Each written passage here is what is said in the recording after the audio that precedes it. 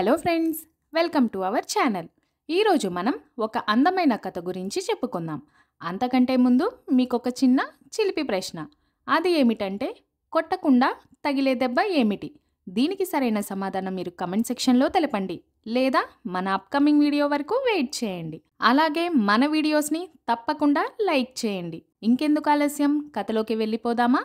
ఈరోజు మనం చెప్పుకోబోయే కథ పేరు కోతి జపం. ఒక అడవిలో ఒక కోతి చెట్టు కింద కూర్చొని కళ్ళు మూసుకొని ఉంది. తన ముఖంపై ప్రశాంతత కొట్టొచ్చినట్టుగా కనిపిస్తోంది. అదే సమయంలో అటుగా వచ్చింది ఓ దొంగనక్క. అది కోతిని చూసి ఇలా అనుకున్నది. ఈ కోతి రాత్రి పగలు బాగా దొంగతనాలు చేసినట్లుంది, అందుకే అలసిపోయి నిద్రపోతుంది అని. అలా అనుకున్నదే తడవుగా ఈ విషయాన్ని కనిపించిన ప్రతి జంతువుకు చెప్పింది. కాసేపటికి ఎలుకబంటి కూడా కోతిని చూసింది. ఈ కోతి నాలాగే పీకల దాకా తిన్నట్లుంది అని అనుకొని దాని మిత్రులకు చెప్పింది. మరికొద్దిసేపటికి కొంగ కోతిని చూసింది. దీనికేదో రోగం వచ్చినట్లుంది అని అనుకొని స్నేహితులందరికీ చెప్పింది. అంతలోనే ఒక కుందేలు చల్లగా గెంతుకుంటూ అక్కడికి వచ్చింది. కుందేలు కూడా ఈ కోతికి ఆహారం లేక కళ్ళు తిరిగి స్పృహ తప్పిపోయినట్లుంది పాపం అని అనుకొని అక్కడ ఉన్న జంతువులకు ఇదే విషయం చెప్పింది. ఈ సంగతి అనుమానపు సింహం చెవిన పడింది. అదేమో ఇదేదో పదవిని కాజేయాలనే ఉద్దేశంతోనే కోతి దీర్ఘ ఆలోచనలో ఉన్నట్లుంది అని అనుకుంది. ఈ విధంగా ఎవరికి వారు కోతి గురించి ఊహించుకొని తన మిత్రులకి వాటికి తోచిన విధంగా చెప్పాయి. కొంత సమయం తర్వాత కోతిని నిద్రలేపడానికి అన్ని జంతువులు చెట్టు కిందకు చేరాయి. అప్పుడు అదే సమయంలో అక్కడికి ఒక ముసలి గద్ద వచ్చింది. గద్ద అందరినీ చూసి ఆశ్చర్యపోయింది. ఇదేంటబ్బా ఇంత గుంపుగా ఉన్నారు? ఏమైందక్కడ?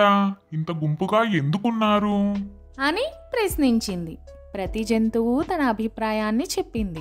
అవి చెప్పిన సమాధానాలు విని గద్ద నవ్వింది. సరే సరే, ఇప్పుడు మీరందరూ మీ మనసులోని ఆలోచనలు చెప్పారు. అసలు కోతి ఎందుకలా ఉందో దాన్నే అడిగి తెలుసుకుందాం అని అన్నది. జంతువులన్నీ అరిచేసరికి కోతి కళ్ళు తెరిచి చూసింది. గద్ద విషయమంతా దానికి వివరించింది. కోతి కిచకిచా నవ్వి,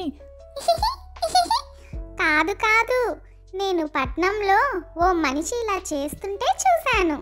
దీన్ని ధ్యానం అంటారు. ఇలా చేస్తే మనసు ప్రశాంతంగా ఉంటుందట అని అంది. గద్ద నవ్వి, చూసారా మిత్రులారా, విషయం తెలుసుకోకుండా ఎవరికి తోచినవి వారు కోతి గురించి మాట్లాడారు. అలా ఎవరికి వాళ్ళు నిజం తెలుసుకోకుండా ఊహించుకోవడం అనేది సరైన పద్ధతి కాదు కదా అని గద్ద చెప్పింది. గద్ద మాటలను విని ఆ జంతువులన్నీ తమ తప్పుని తెలుసుకొని అక్కడి నుంచి వెళ్ళిపోయాయి. కోతి మళ్ళీ యథావిధిగా తన ధ్యానంలో తాను మునిగిపోయింది.